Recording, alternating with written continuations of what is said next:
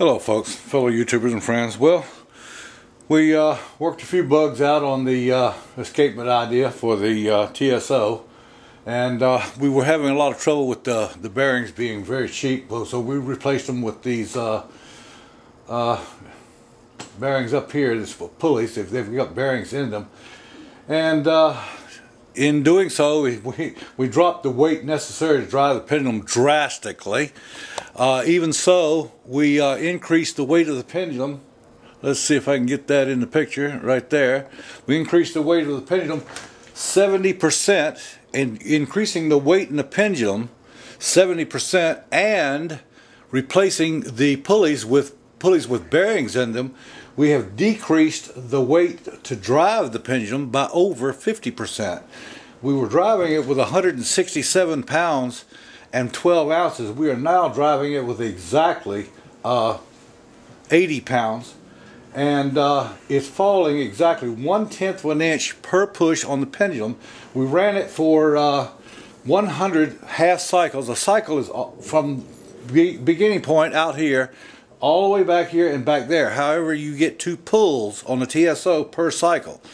So the verg and Foliot escapement clicks twice per cycle, or once per half cycle, and that's when you get your pull. So we counted 500 clicks, and the driving weight came down exactly 50 inches. So that comes to 1/10 of an inch of 80 pounds per click. And after we get all the stuff worked out, we'll cut her loose and see how much weight she'll pick up without needing any more weight to drive it. Plus, if it does, the whole purpose of building an escapement is to measure precisely how much energy it takes to power the pendulum and how much energy the pendulum will put out. Okay? Now, the 37.5 pound pendulum we have now, we had it on once before because we had to have a lot of weight driving it, but it was picking up 16 pounds between 3/4 and 1 inch. Now, if it'll do it now, then that is absolutely positively over unity, because 80 pounds falling 50 inches is 4,000 inch pounds, and 16 inches 3/4 of an inch high 500 times is 6,000 inch pounds. So you've got a 50% overage here. So that's what we're after. Let me fire this bad boy up and you can see it. Watch.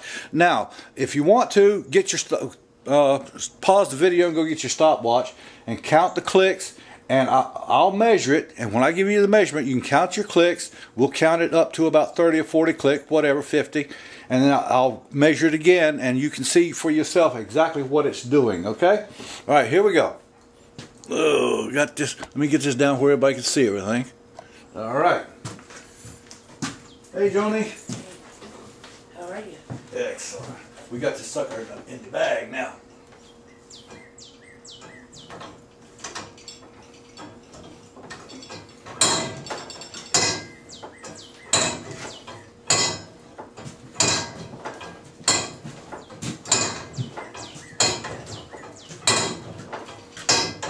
Okay, I'm going to try to give you even inches if I can. And I'm measuring to the bottom of the pan, okay? Alright, bottom of the pan is, okay, it needs to come down a little bit. I'm at 58.5, 58,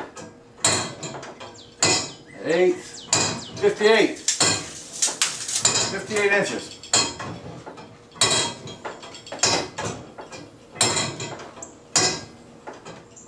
Got to count.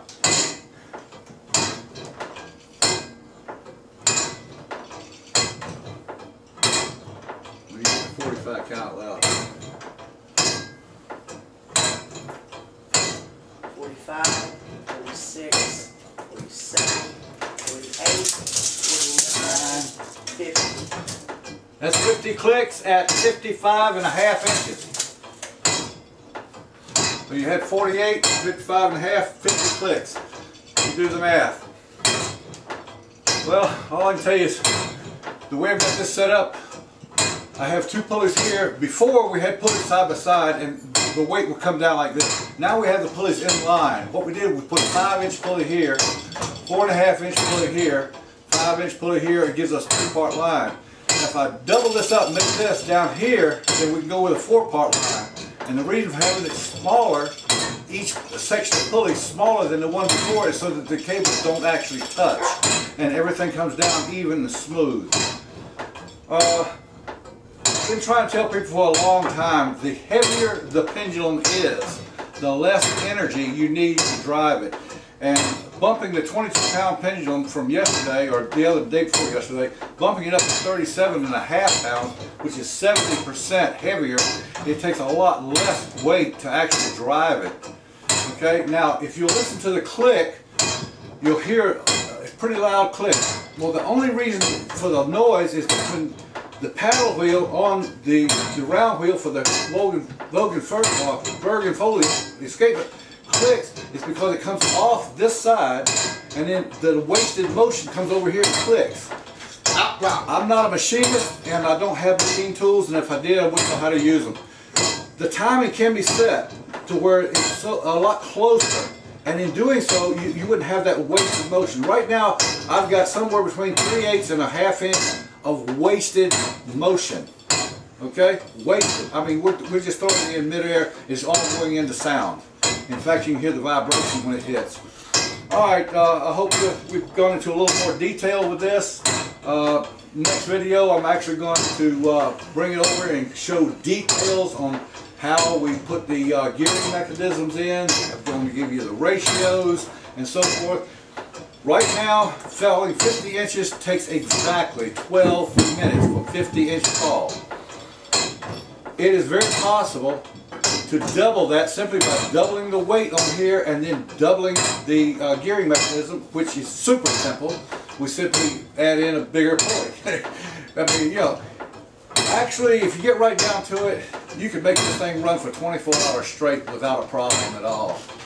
You'd need a chainsaw to lift your weight up, that's for sure, because it'd be pretty daggone heavy. Alright, everybody have a great weekend, or not weekend, but great week, and we'll talk to you later. Today's Thursday. What's the date? 3rd of April. April the 3rd, Thursday, and it is 10 minutes to 12 noon, year 2014. Everybody have a great day. Bye-bye.